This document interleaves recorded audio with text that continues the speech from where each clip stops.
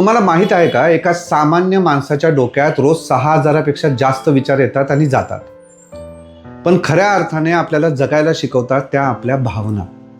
आनंद असो, राग असो किंवा प्रेम, या सगळ्या भावनांमुळेच आपण माणूस बनून जगू शकतो.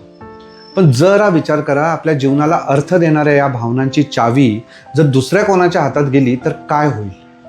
याला सायकोलॉजीमध्ये इमोशनल डिपेंडन्सी म्हणतात. सोप्या शब्दात सांगायचं झालं तर जेव्हा आपला आनंद, आपलं समाधान आणि आपली शांतता दुसऱ्या कोणाच्या तरी बोलण्यावर, त्याच्या वागण्यावर ठरायला लागते. म्हणजे समोरचा माणूस छान बोलला तर आपला दिवस मस्त जातो आणि त्याने आपल्याकडं थोडं जरी दुर्लक्ष केलं की आपली मानसिक शांतता संपते. तेव्हा समजायचं की आपण त्या व्यक्तीवर इमोशनली डिपेंडंट झालो आहोत. पण माणूस असा भावनिकदृष्ट्या परावलंबी म्हणजेच इमोशनली डिपेंडंट का बनत असेल? याचं मूळ दडलेलं असतं आपल्या बालपणात किंवा भूतकाळात. लहानपणी मिळालेली इन्सिक्युरिटी, आधीच्या नात्यांमध्ये बसलेला मानसिक धक्का किंवा स्वतःबद्दल असलेला न्यूनगंड.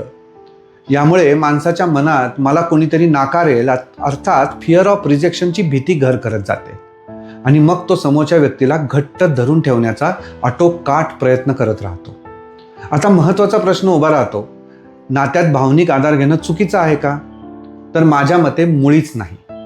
नात्यांमध्ये इमोशनल इंटरडिपेंडन्स हवा आणि ते गरजेचं सुद्धा असतं. यामध्ये दोन व्यक्ती एकमेकांना भावनिक आधार देतात, समजून घेतात आणि ते खरंच खूप सुंदर असतं. खरं तर प्रॉब्लेम तेव्हा सुरू होतो जेव्हा आपल्या भावनांचं व्यवस्थापन करण्याची संपूर्ण जबाबदारी आपण समोरच्या व्यक्तीवर ढकलतो. तेव्हा ही डिपेंडन्सी बनते. अशा वेळी ते नातं समृद्ध होण्याऐवजी गुदमरायला लागतं. मग यावर मात कशी करायची? यासाठी 3 सोपे मार्ग आहेत. सर्वप्रथम स्वतःवर प्रेम करा. स्वतःसाठी वेळ काढणं, स्वतःचं लाड करणं आणि स्वतःची आवड जोपासणं ही सर्वात आधी आपली स्वतःची जबाबदारी असते. त्यानंतर नात्यात बाउंड्रीज ठरवणं गरजेचं असतं.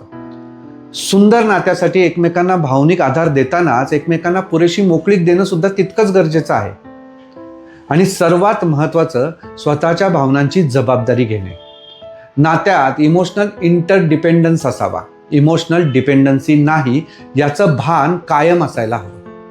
लक्षात ठेवा, नात्यात 2 व्यक्ती एकत्र येतात ते कुणाचं ओझं बनण्यासाठी नाही, तर एकमेकांच्या साथीने आयुष्य सुंदर बनवण्यासाठी. धन्यवाद.